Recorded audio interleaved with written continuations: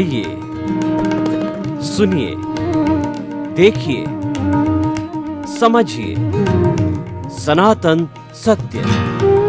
जैसी दृष्टि वैसी सृष्टि, दृष्टि विज्ञान। कुदरत, कुदरती रचना एवं कुदरत के कानून से शाश्वत सुख की प्राप्ति। जोधपुर के परम पूज्य महात्मा उपासक प्रोफेसर डॉक्टर सोहन राज तातेड़ के निर्देशन में सनातन सत्य। जैसी दृष्टि वैसी सृष्टि, दृष्टि विज्ञान।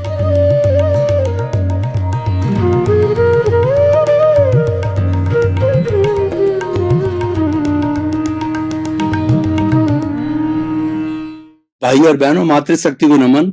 स्टूडियो में आपका हार्दिक स्वागत, अभिनंदन, सत्कार। आत्मविज्ञान, साइंस ऑफ द सोल कार्यक्रम के अंतर्गत हम आपको सही दृष्टि, सही सोच, राइट विजन, राइट थिंकिंग के तहत आपकी जो नकारात्मक सोच है, आप जो गलत दिशा में सोच रहे हैं, आप जो नेगेटिव थिंकिंग कर रहे हैं, उसको हम करेक्शन देकर के पॉजिटिव थिंकिंग करते हैं। क्योंकि इसके लिए हम कुदरत, कुदरती रचना, कुदरत के कानून का जो है वो सहारा लेते हैं। उससे हमको यूनिवर्सल ट्रुथ, सार्वभौम सत्य और सनातन सत्य की प्राप्ति होती है। और जब एक बार सनातन सत्य हमको प्राप्त हो जाता है तो हम जो है वो सनातन सुख की ओर जाते हैं, ब्लिश की तरफ जाते हैं, आनंद की जाते हैं, अक्षय सुख की ओर जाते हैं। और वो प्राप्त होने के बाद में हमें किसी चीज को प्राप्त करना शेष नहीं रहता। ये सारा कार्य हम अलग अलग एपिसोड्स के माध्यम से करते हैं। तो आज हमारा बहुत ही सुंदर एपिसोड है भावनात्मक विकास। भावनात्मक विकास को इमोशन क्वोशंट कहा जाता है।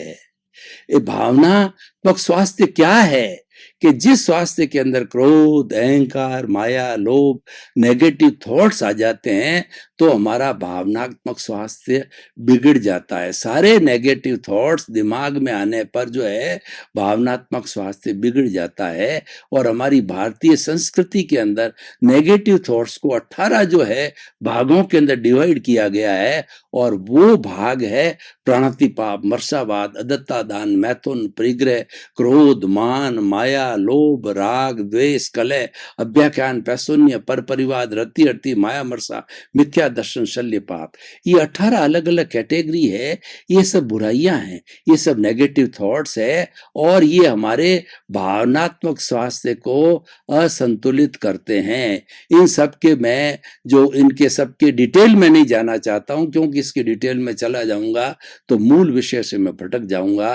तो जो भावनात्मक स्वास्थ्य होता है मूल रूप से क्रोध, अहंकार, माया और लोभ जो है, ये 4 है, वो कषाय कहलाते हैं। और इनको 2 भागों में डिवाइड करें तो वो राग द्वेष होते हैं। राग के अंदर होता है हमारा माया और लोभ, और द्वेष के अंदर होता है क्रोध और अहंकार। व्यक्ति को अगर समराइज किया, इसको कैटेगराइज किया, तो व्यक्ति जो है जीवन भर इस राग द्वेष के अंदर जो है खोया रहता है, किसी न किसी रूप में राग द्वेष करता रहता है। और जो लोग राग द्वेष नहीं करते हैं वो परफेक्ट तौर पे वो भावनात्मक स्वास्थ्य वाले व्यक्ति होते हैं। उनके इमोशंस कंट्रोल होते हैं, उनके नेगेटिव इमोशंस नहीं होते, उनके पॉजिटिव इमोशंस होते हैं।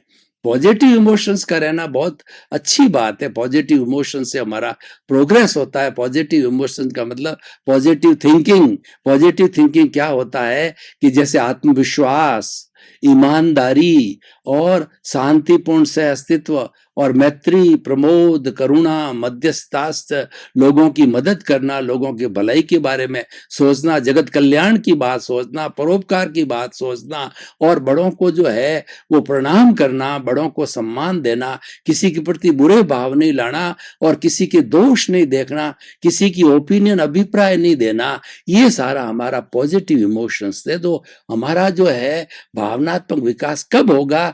जब हमारे पॉजिटिव इमोशंस आएंगे। और नेगेटिव इमोशंस जो है वह धीरे धीरे अभ्यास के द्वारा, प्रयोगों के द्वारा जो है वो समाप्त हो जाएंगे। तो भाई और बहनों, आज हम शिक्षा जगत को देखें तो आज के और गुरुकुल प्रणाली के शिक्षा जगत का डिफरेंस देखें तो आपको भावनात्मक स्वास्थ्य का जो है बहुत अच्छी तरह से जो है लाइन ऑफ डिमार्केशन जो है मिल जाएगी। पुराने समय के अंदर गुरुकुल एजुकेशन हुआ करती थी, तो पहले समय में क्या था कि हमारे भारतीय संस्कृति को 4 वर्णों में बांटा गया था, ब्राह्मण, क्षत्रिय, वैश्य और शूद्र।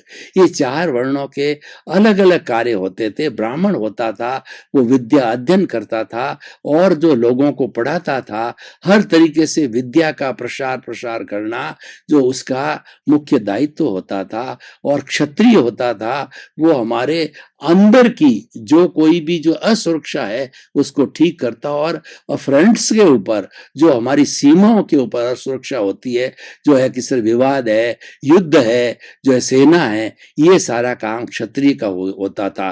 ब्राह्मण, क्षत्रिय, वैश्य होता था, वो सारा व्यापार, हमारी कृषि व्यापार, लेना देना और सारा बिजनेस, जितनी हमारी जो हमारा ये अर्थ का काम होता था, वो सारा अर्थ से जुड़ा वैश्य व्यक्ति हुआ करता था। और चौथा शूद्र होता था, जो हमारी सफाई करता था, वो मोहल्ले की सफाई, गांव की सफाई, शहर की सफाई और अपने जो है दूसरा क्या है गली की सफाई और व्यक्तिगत परिवार की सफाई, घर की सफाई, ये सारा शूद्र का काम होता था। और सभी को समान जो है भाव से एक दूसरे के अंदर भाईचारा हुआ करता था, कोई छोटे बड़े का भेदभाव नहीं हुआ करता था। तो गुरुकुल जब 25 वर्ष की उम्र होती थी तो जो है जन्म से 25 वर्ष की ब्रह्मचर्य आश्रम कहलाता था, और 26 से 50 साल का हमारा गृहस्थ आश्रम कहलाता था, और 51 से जो 75 साल वानप्रस्थ आश्रम कहलाता था, और 76 से 100 वर्ष का जो है वो हमारा संन्यास आश्रम कहलाता था। तो ब्रह्मचर्य आश्रम के अंदर गुरु के पास जाकर के जैसा जैसा 4 वर्ण का जो शिक्षा लेनी होती थी उसको गुरु शिक्षा देते थे, अपने आश्रम में रखते थे। आश्रम एक तरह से हॉस्टल रहता था, वो प्रकृति के करीब रहते थे, वो खुली हवा रहती थी, खुली आकाश रहता था, उनको श्रम करना पड़ता था, उनको जंगल में से लकड़ियां बीन के लाना पड़ता था, पानी लाना पड़ता था, भोजन पकाना पड़ता था, और वह नदी नाले पशु पक्षी उन सब के अच्छे संपर्क में रहते थे, यानी प्रकृति की गोद में वो रहते थे। तो प्रकृति की गोद में रहने से वो प्रसन्न भी रहते थे और श्रमशील भी रहते थे, और गुरु का सानिध्य मिलता था तो उनके अंदर अनुशासन की भावना आती थी। यानी वो शिक्षा के साथ साथ के अंदर जो हमारे मानवीय मूल्य थे, सांस्कृतिक, मानवीय, धार्मिक, आध्यात्मिक, जितने भी मूल्य थे वो गुरु से मूल्यों की शिक्षा प्राप्त करता था, और वह एक तरीके से पंडित बन जाता था। पंडित का अर्थ वह व्यक्ति होता है जो कि इमोशनली, अब इमोशन स्वास्थ्य की बात आती है कि इमोशनली जो है वो अतीन्द्रिय ज्ञान में ज्यादा रहते थे, वह बुद्धि का कम उपयोग करते थे और अतीन्द्रिय जगत का, प्रज्ञा का ज्यादा उपयोग करते थे। गुरु होता था, उनकी प्रज्ञा को जागृत कर देता था, और प्रज्ञा है मोक्ष की प्रतिनिधि होता है। प्रज्ञा कभी भी गलत काम नहीं कराती। बुद्धि तो क्या है, सुबुद्धि भी हो जाती है और कुबुद्धि भी हो जाती है, लेकिन प्रज्ञा हमेशा सुई रहती है, वो कभी गलत काम नहीं कराती। तो प्रज्ञा जागृत करते थे। प्रज्ञा जागृत वाला पंडित कहलाता था। वह जो है वो अगर और बड़ा साधक होता है तो वह स्थित प्रज्ञ कहलाता था, प्रज्ञा चक्षु कहलाता था। ये अलग विषय है। तो मैं कहना ये चाहता हूं कि भावनात्मक स्वास्थ्य वो होता है जो भीतर की आंख खोल देता है, और उसके अलावा जो बाहर का जगत होता है उसके अंदर भावनात्मक अस्वास्थ्य क्या होता है कि व्यक्ति राग द्वेष के झूले में झूलता रहता है। ये ठीक है, ये खराब है, ये ले लो और इसको छोड़ दो, ये मुझे पसंद है, ये मुझे नापसंद है, ये व्यक्ति ठीक नहीं है, ये व्यक्ति ठीक है, मेरी उससे मित्रता है, मेरी उससे शत्रुता है, मैं उससे बोलना नहीं चाहता, मैं उससे प्रेम करता हूं। इस तरीके की भावना होती है। ये सारा हमारा भावनात्मक जो अस्वास्थ्य है। और भावनात्मक स्वास्थ्य क्या होता है कि हम जो है तटस्थ भाव से रहे। हम समभाव की स्थिति है, वो भावनात्मक स्वास्थ्य की स्थिति है, और राग द्वेष की स्थिति है, वो भावनात्मक अस्वास्थ्य की स्थिति है। राग द्वेष के अंदर क्रोध मान माया लोभ पैदा होते हैं, और हमारा वो बुद्धि के स्तर पर होता है। बुद्धि जो है शब्दों तक जुड़ी हुई रहती है। जितने भी हमारी बोलचाल की भाषा है वह सब बुद्धि के वो इंद्रिय जगत है, और जो हमारा भीतर का जो भावनात्मक जगत है, प्रभु का जगत है, वो अतीन्द्रिय का जगत है। वहां पर शब्द नहीं चलते, इसलिए भेदभाव नहीं है, वहां समानता है, वहां सत्य की प्राप्ति होती है, वहां सम्यक दर्शन मिलता है, वहां हम अवचेतन मन के करीब जाते हैं, हम सबकॉन्शियस माइंड के अंदर ल्यूमिनस बॉडी के करीब जाते हैं, और व्यक्ति पंडित बन जाता, विद्वान हरेक बन सकता है, जो कि शास्त्रार्थ करता है और शास्त्र के जो है सूत्रों को रटता है, और जो अच्छा प्रवचन कर सकता है, वो पंडित, वह जो है विद्वान हो जाता है। लेकिन विद्वान व्यक्ति राग द्वेष से जुड़ा होता है, पंडित होता है वह समभाव से जुड़ा रहता है। तो भावनात्मक विकास का मुख्य उद्देश्य है कि व्यक्ति में इंट्यूशन को पैदा करना, व्यक्ति को भीतरी जगत में भी ले जाना, व्यक्ति का तीसरा नेत्र खोल देना, जो कि समभाव का नेत्र होता है। ये राग और द्वेष हमारे दो स्थूल नेत्र है, तो ये दो स्थूल नेत्रों के माध्यम से चरम नेत्र है, इन स्थूल माध्यम से हम राग करते हैं, द्वेष करते हैं। लेकिन जब तीसरा नेत्र खुल जाता है, यानी हम जब है वो हमारे भावनात्मक स्वास्थ्य के अंदर चले जाते हैं और स्वास्थ्य को मेंटेन करते हैं, उस स्वास्थ्य को प्राप्त करते हैं, तो हमारे तीसरा नेत्र खुल जाता है, वो समभाव का नेत्र होता है। तो वह हमें अभ्यास करना चाहिए, हमें लेना चाहिए। और आजकल जो शिक्षा है, उस शिक्षा जगत में क्या है कि ज्ञान तो बहुत ज्यादा बढ़ गया है, और हमारे दूसरे साधन भी बहुत बढ़ गए हैं। गूगल है, लाइब्रेरीज है, बुक्स है, पहले उतनी उपलब्ध नहीं थी, तो उन साधनों के हिसाब से हम बढ़िया से बढ़िया अपना जो है वो शोध कर सकते हैं, खुद व्यक्तित्व कला कर सकते हैं, समझ सकते हैं, उदाहरण दे सकते हैं, और सारी बातों का हम उपयोग कर सकते हैं। लेकिन जो है वो ये पहले नहीं था, तो ये शिक्षा जगत में बहुत ज्यादा बढ़ा है। लेकिन जो हमारा भावनात्मक स्वास्थ्य है, वो हमारा इमोशनल क्वोशेंट है, वो लगभग जीरो हो गया है, क्योंकि व्यक्ति भीतरी जगत में जाता ही नहीं है, व्यक्ति को ईश्वर के प्रति विश्वास ही नहीं है, व्यक्ति के अंदर राग द्वेष है, व्यक्ति अहंकारी हो गया है, व्यक्ति असहनशील हो गया है, व्यक्ति सेल्फ सेंटर्ड हो गया है, व्यक्ति स्वार्थी हो गया है। तो उस भीतर के क्षेत्र के अंदर जो प्रज्ञा का जगत है, वो हमारा जो चेतना का जगत है, उसमें जाता ही नहीं है। इसीलिए आज विद्वान जो है वह सुसाइड करता है, आज एक जज है वो जो है घूस लेता है, और आज एक चरित्रवान व्यक्ति रेप कर लेता है, और अच्छे से अच्छे व्यक्ति जो है इसके वशीभूत होकर के अपराध करते हैं, मसालों में मिलावट करते हैं, और शराब पैदा करते हैं, और कई कई तरह के आजकल तो सैकड़ों सैकड़ों तरह के अपराध है। किस किस की गणना करें, तो अपराधों की गणना करें तो एक लंबी सूची तैयार हो जाती है। लेकिन हमें तो अच्छाई की तरफ जाना है, हमें तो अपराधों को छोड़ना है, तो उसका ज्यादा क्या विवेचन करना।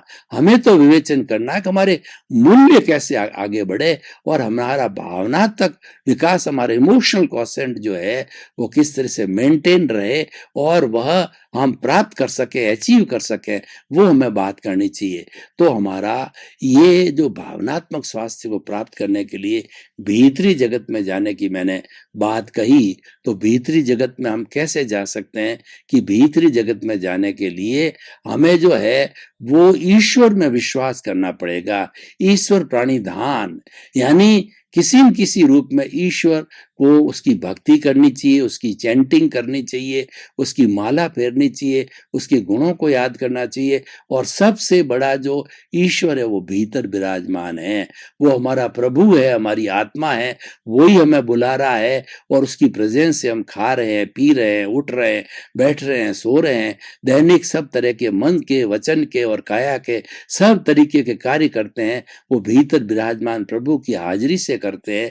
तो उसके प्रति विश्वास होना, जिसको हम कहते हैं आत्मविश्वास, यानी हम अगर आत्मविश्वास को प्राप्त करते हैं तो इसका मतलब भावनात्मक स्वास्थ्य को प्राप्त कर रहे हैं।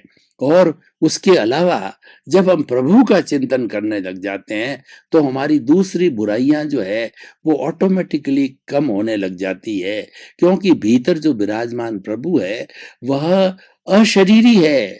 मूल स्वरूप के अंदर हमारी आत्मा अशरीरी, वो ज्ञाता है, वो दृष्टा है, वो जानने वाला है, देखने वाला है, और वह स्थूल रूप में नहीं है। वह तो जो है वो एकदम जो अमूर्त है, वो दिखाई भी नहीं देता है, लेकिन इतना पावरफुल है कि उसके प्रेजेंस के बिना हमारा कोई अस्तित्व नहीं, हमारा अस्तित्व जीरो है। तो भाई और बहनों, भावनात्मक विकास करने के लिए हमें प्रभु का चिंतन करना चाहिए, और सबसे बड़ा अच्छा चिंतन है हमारे भीतर विराजमान प्रभु है। इससे बढ़ के इस दुनिया के अंदर कोई प्रभु या ईश्वर नहीं है, यही परमात्मा है, और इसको हमें परमात्मा बनाना है। हम जब परमात्मा बनाने की प्रक्रिया में चले जाते हैं तो हमारा भावनात्मक विकास ऑटोमेटिकली हो जाता है, और भावनात्मक विकास को प्रभु के को स्मरण करने के लिए, प्रभु का रियलाइजेशन करने के लिए हमें किसी गुरु को ढूंढना होता है। हमें ज्ञानी पुरुष की जो है वो सर्च करनी पड़ती है। कैसे करनी पड़ती है? जैसे स्वामी विवेकानंद ने की। स्वामी विवेकानंद के लिए मैं आपको बताना चाहता हूं कि उनका नाम जो है वो नरेंद्र नाथ था, और वो लगभग 10-12 भाई बहन थे। उनके घर की आर्थिक स्थिति इतनी खराब थी कि उनको 2 जून की रोटी भी नहीं मिलती थी। तो इस तरीके से वो, लेकिन स्वामी विवेकानंद है पिछले जन्म से, पूर्व जन्म से जो है अध्यात्म को साथ में लेकर के आए थे, और वो अच्छा जो है वो हमारा भावनात्मक स्वास्थ्य लेके आए थे। तो उनके भीतर प्रभु और ज्ञान का जो दीपक जागृत था, तो उन्होंने बचपन में सोच लिया मुझे गुरु के बिना ज्ञान नहीं होता है। गुरु गोविंद दाऊ खड़े और काके लागू पाए, बलियारी गुरु आपनी और गोविंद दियो बताए। तो गोविंद की प्राप्ति करने के लिए गुरु चाहिए। तो उन्होंने खोज करनी चालू की। बहुत से जो उन्होंने आचार्यों को और विद्वानों को टटोला, लेकिन उनको सदगुरु नहीं मिला, और आखिर जो उनको रामकृष्ण परमहंस के रूप में सदगुरु मिल गए, ज्ञानी पुरुष मिल गए। तो प्रथम दृष्टवा जो गुरु को शिष्य मिल गया, उनको देखते ही, और शिष्य को गुरु मिल गया। ये सारा कन्याकुमारी पे जो है रामकृष्ण परमहंस का जो मठ था, आश्रम था, उसमें रहने लग गए। और बाद की बहुत लंबी बात है, फिर उन्होंने जो है वो गुरु ने कहा कि तुम्हारी आर्थिक स्थिति ठीक नहीं है, और मैं जो काली का पुजारी हूँ, उस मंदिर के भीतर जाओ और जाकर के तुम काली माँ से मांगो कि हमारी आर्थिक स्थिति अच्छी हो और हमें समृद्धि आए। तो वो भीतर गए तो जो है वो काली माँ की जो छटा को देखा, और उस नीरव शांत और उससे अच्छे जो है वातावरण को देखा, तो उसके अंदर वो अर्थ को मांगना तो भूल गए, और उसने कहा goddess please give me the enlightenment, और गॉडेस ने कहा तथास्तु। वो उनको एनलाइटमेंट प्राप्त हुआ। फिर उन्होंने प्रैक्टिकल वेदांत की बात कही, साहित्य लिखा, प्रचार प्रसार किया, देश में किया। चिकागो के अंदर 1894 में बहुत बड़ा उनका हिस्टोरिकल स्पीच आज भी फेमस है। तो हम क्या कहना चाहते हैं कि उन्होंने अपने भावनात्मक स्वास्थ्य, इमोशनल हेल्थ को बहुत अच्छी तरह से कंट्रोल कर सका था।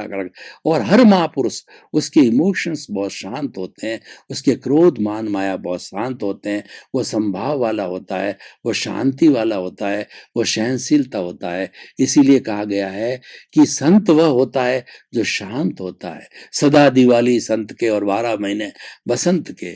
जो संत होता है शांत प्रकृति का होता है, और उनके 365 दिन के अंदर ही दिवाली रहती है, यानी वो हमेशा शांत रहने का आनंद की अनुभूति करता है। और हमें आनंद की अनुभूति होती है तो मान के चलना चाहिए कि संभाव भीतर प्रकट हो चुका है। संभाव के बाद ही आनंद होता है, क्यों संभाव और आनंद का जो है वह चोली दामन का साथ है। वो दोनों कॉम्प्लीमेंट्री है, दोनों एक सिक्के के पहलू है, एक दूसरे को सपोर्ट करते हैं। एक कारण है, एक कार्य है। हमारा जो जो इमोशनल जो हेल्थ है वो कारण है और आनंद की प्राप्ति है वो कार्य है। तो इसीलिए वो हमें जो इमोशन क्वालेंट से, हमारे क्वेश्चन से जो है हमको आनंद की प्राप्ति होती है, प्रसन्नता की प्राप्ति होती है, ये उसका लाभ है। तो भाई और बहनों, आज इस एपिसोड को हम ओपन टू द ऑडियंस करते हैं और इसकी रिलीवेंस, इसकी सामाजिक उपयोगिता और इसकी जो है किस तरीके से हम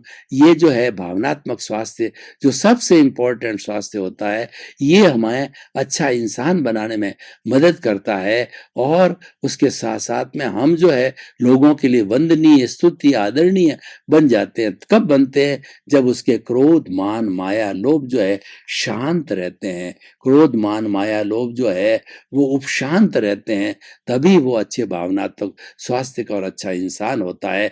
और जो मिनट मिनट के अंदर जो है वह रीझता है, यानी वह गुस्सा करता है, सुपीरियरिटी कॉम्प्लेक्स रहता है, गाली गलौज करता है, और जितने जितने भी जो जो इमोशनल जो है नेगेटिव इमोशंस है उनका उपयोग करता है, तो वह व्यक्ति ना तो जो है अच्छा टीम का मैनेजर हो सकता है, न व्यक्ति जो है वो किसी के लिए उपयोगी हो सकता है। उपयोगी होने के लिए हमें भावनात्मक स्वास्थ्य को प्राप्त करना है, और भावनात्मक स्वास्थ्य को प्राप्त करने के बाद में धीरे धीरे व्यक्ति स्टेप बाय स्टेप साधना को बढ़ाता है, तो मुक्ति की अवस्था को भी प्राप्त कर सकता है। क्योंकि मैं जो है हमारा जो इमोशनल जो है ना हेल्थ के बिना हमारा स्पिरिचुअल हेल्थ नहीं होता है, और स्पिरिचुअल हेल्थ के बिना हमें जो है वो मुक्ति की प्राप्ति नहीं होती है, जो कि हमारा मोक्ष हमारा लक्ष्य है, ब्लिस हमारा लक्ष्य है, और हमें इटर्नल पीस मिले, हमें जो अक्षय सुख मिले वो हमारा लक्ष्य है। और हम जो है भव भवांतर में गोते नहीं खा करके और सिद्ध बुद्ध मुक्त बन करके सिद्ध शिला के अंदर उपस्थित हो जाएं, वो हमारा लक्ष्य है। उस लक्ष्य की प्राप्ति के लिए हमें स्टार्ट करना पड़ेगा भावनात्मक विकास से, भावनात्मक स्वास्थ्य से जो है हमें स्टार्ट करना पड़ेगा। तो भाइयों और बहनों, इस एपिसोड को निष्कर्ष की भाषा में हम बात करें तो ये व्यक्ति के लिए उपयोगी है, समाज के लिए उपयोगी है, राष्ट्र के लिए उपयोगी है और विश्व के लिए उपयोगी है। क्योंकि आज इस दुनिया को देखते हैं, आज इस दुनिया में जितने जितने मूल्यों का अवमूल्यन होता हुआ है, जितनी जितनी बुराइयां आई है, चाहे आतंकवाद की हो, चाहे अपराध की हो, चाहे रेप की हो, चाहे जो है घूसखोरी की हो, और भी जितने जितने अवगुण आज दिखाई दे रहे हैं, उन सब का कारण ये है कि व्यक्ति का राग द्वेष बहुत बढ़ गया, व्यक्ति सेल्फ सेंटर्ड हो गया, व्यक्ति एम्बिशियस हो गया, व्यक्ति ग्रीडी हो गया, क्योंकि अमूल्य है। और ये अमूल्य आते हैं, राग द्वेष से आते हैं, ये भावनात्मक अस्वास्थ्य आते हैं।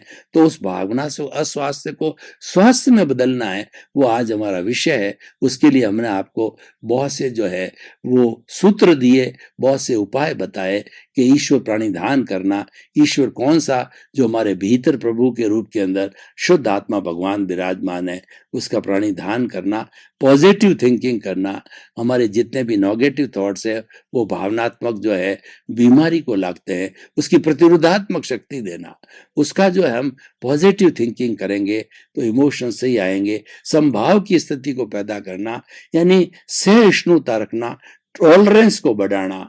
और वास्तव में होता क्या है कि सारी समस्याओं की जड़ है वो असहनशीलता है। हम चाहे परिवार के अंदर रहते हो, चाहे समाज के बीच में रहते हो, चाहे कार्यालय में हो, अगर हम एडजस्टिंग नेचर के हैं तो एडजस्ट एवरीवेयर की बात होती है, तो हम एडजस्ट हो जाते हैं, क्योंकि हमारे कोई कॉम्प्लेक्स नहीं होता है। दूसरा, हमारे किसी के प्रति बुरी भावना नहीं रहती है, हम किसी के दोष नहीं देखते हैं, किसी के अभिप्राय ओपिनियन नहीं देते हैं, क्योंकि भावनात्मक विकास वाले हैं। हमारा जो है इमोशनल क्वेश्चन जो है बहुत कंट्रोल में है, बहुत अच्छा हो चुका है। हम भावना, भाई और बहनों, आपका बहुत बहुत धन्यवाद। आप हमारा आत्मविज्ञान कार्यक्रम बराबर देख रहे हो, हमको फीडबैक मिल रहा है, आप आत्मविज्ञान कार्यक्रम की आत्मा हो, देखते भी रहिए, क्योंकि आत्मविज्ञान कार्यक्रम के अंदर आपको अच्छे अच्छे सूत्र मिलेंगे, आपको अच्छे अच्छे फॉर्मूले मिलेंगे, टिप्स मिलेंगे, और आपका जीवन बहुत सुखी, शांत और आनंदमय बन जाएगा। क्योंकि हमारा उद्देश्य है सर्वे भवन्तु सुखिनः सर्वे सन्तु निरामया, तो सभी लोगों को सुख मिले, शांति मिले, आनंद मिले। इसी क्रम में आपके प्रति मंगलता।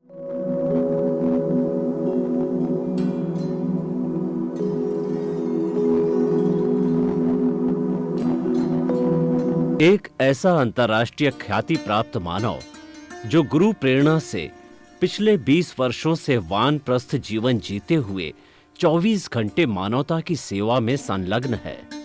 एक ऐसा मानव जो अभी राष्ट्रीय, अंतर्राष्ट्रीय टीवी चैनलों पर 7,500 एपिसोड के माध्यम से सनातन सत्य, आत्मविज्ञान एवं पुनरुत्थान व्यवहार एवं निश्चय जगत के जीवनोपयोगी विषयों पर हृदय स्पर्शी प्रवचन कर चुका है। उस मानव का नाम है महात्मा उपासक प्रोफेसर डॉक्टर सोहन राज तातेड़। प्रोफेसर तातेड़ द्वारा योग, दर्शन, शिक्षा विषयों पर रचित पीएचडी स्तर के 250 शोध ग्रंथ भारत के 100 प्रतिष्ठित विश्वविद्यालयों में शोधार्थी पढ़ रहे हैं तथा वे सभी शोध ग्रंथ वहां की सेंट्रल लाइब्रेरियों में उपलब्ध हैं।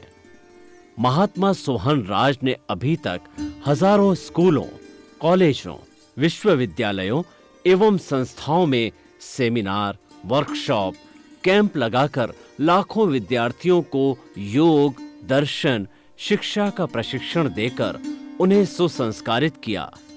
डॉक्टर तातेड़ ने भारतीय संस्कृति उत्थान के 4000 से अधिक समसामयिक विषयों पर आर्टिकल लिखकर ऑनलाइन जर्नल, पत्रिकाओं, वेबसाइट्स पर प्रकाशित किया, जिसका उपयोग लाखों पाठक कर रहे हैं। उपासक तातेड़ के 5000 से अधिक आज का सुविचार, आज का शुभ संदेश, आज का मंगल भावना योग आदि चिंतन websites, Twitter, blogger, Facebook, YouTube माध्यमों से लाखों लोग अपना जीवन निर्माण कर रहे हैं। मानवता के मसीहा ऐसे महामानव महात्मा सोहन राज तातेड़ के प्रोफाइल को अभी तक विश्व के 20 लाख दर्शक यूट्यूब पर, 12 लाख गूगल पर एवं लाखों दर्शक फेसबुक, ब्लॉगर, ट्विटर और इंस्टाग्राम पर देख चुके हैं।